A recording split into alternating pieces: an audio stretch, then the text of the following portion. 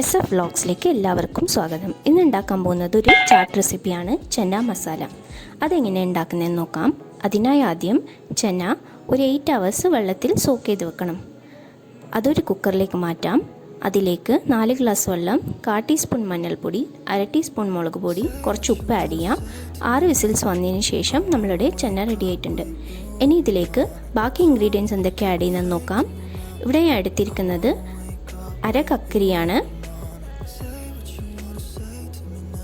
ചെറുതായി അരിഞ്ഞത്, 1/2 ക്യാപ്സിക്കം, 1 തക്കാളി, 1 സവാള,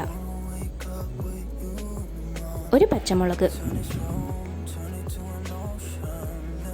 ചാട്ടിൽ വളരെ ഇമ്പോർട്ടൻ്റ് ആയിട്ടുള്ള 2 ഇൻഗ്രീഡിയൻ്റ് ആണ് പച്ചയും ചുവപ്പ് ചട്നിയും. അതിൻ്റെ ലിങ്ക് ഞാൻ താഴെ ഡിസ്ക്രിപ്ഷൻ ബോക്സിൽ ഇട്ടിട്ടുണ്ട്, അത് നിങ്ങൾക്ക് ചെക്ക് ചെയ്യാം.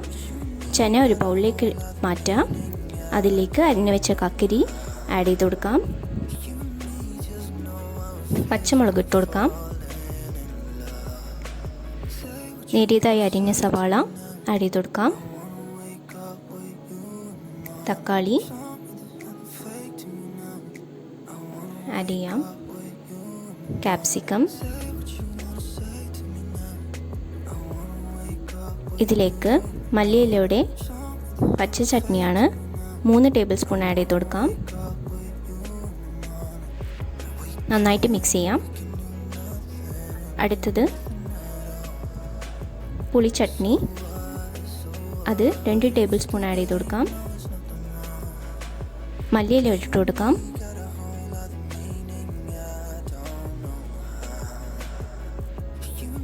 മിക്സ് ചെയ്യാം.